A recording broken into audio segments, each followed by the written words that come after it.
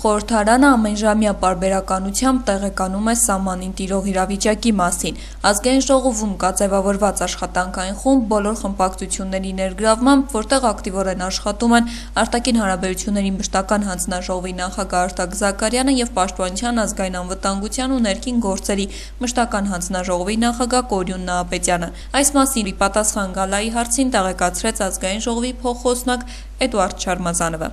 Այս պահին գնում ենք խաղաղությունը պարտադրելու հակառակորդին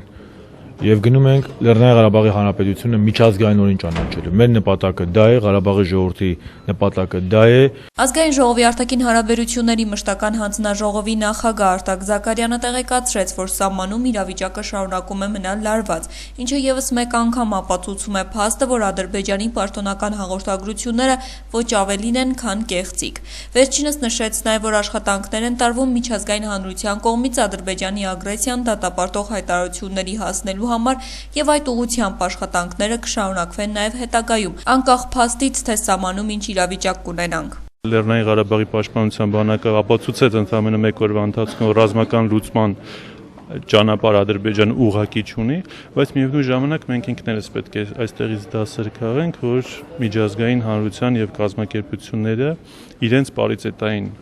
եւ հավասարակշռող հայտարարություններով այլևս չեն կարող օգտակար դերակատարություն ունենալ։ Իսկ այն, ինչ այսօր տեղի ունենում սահմանում, խորհրդարանական ուժերը համարում են միջազգային կառույցների անատամ քաղաքականության արդյունք եւ ակնկալիքներ ունեն ոչ թե ԵԱԿ Մինսկի խմբից, այլ Լեռնային Ղարաբաղի պաշտպանության բանակից, որը խաղաղություն է պարտադրում հակառակորդին։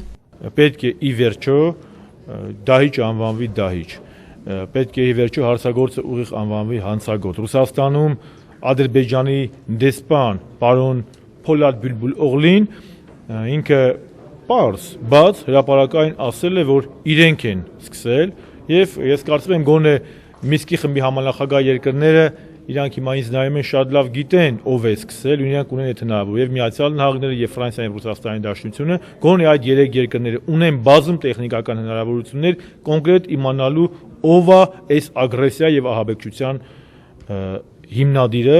Արտաքին գործերի նախկին նախարար Ալեքսանդր Արզումանյանը նշեց, որ այսօր հայ հասարակությունը մեկ խնդիր ունի՝ միահամուռ կանգնել Լեռնային Ղարաբաղի պաշտպանության բանակի կողքին։ Բոլոր նրանք, ով անցել են 88 թվականի այդ մակարոններով հիմա պատրաստ են գնալ եւ 18 տարեկան երեխաների արժեվում կանգնել, սա շատ ոգևորող է եւ սա լավ պատգամ է Ադրբեջանին, որ հայ ժողովուրդը մի կողմ կդնի ցանկացած տարաձայնություն հայրենիքը պաշտպանելու հարցում եւ այստեղ մենք բոլորս, բոլոր քաղաքական կուսակցությունները միահամուռ ենք։ Այսօր չկա իշխանություն եւ ընդդիմություն։ Կներեք, այսօր իմ համար երկրորդականա թե ով որ կուսակցության անդամ է։ Այսօր մենք բոլորս հայ ենք, մենք բոլորս Հայաստանի ու Արցախի ներկայացուցիչներ ենք։ Հայաստանի Հանրապետության եւ Լեռնային Ղարաբաղի միջև ռազմական փոխօգնության պայմանագրի հետ կապված հիմա աշխատանքներ են տարվում եւ կողմերի միջև ստորագրվելուց եւ համապատասխան ընթացակարգ անցնելուց հետո այն կներկայացվի ազգային ժողովի հաստատմանը։ Դա ազգային ժողովի կողմից, ինչպես նաև հանրապետության բարձր ղեկավարության կողմից Լեռնային Ղարաբաղի Հանրապետության դե յուրե ճանաչման առաջին քայլերն են։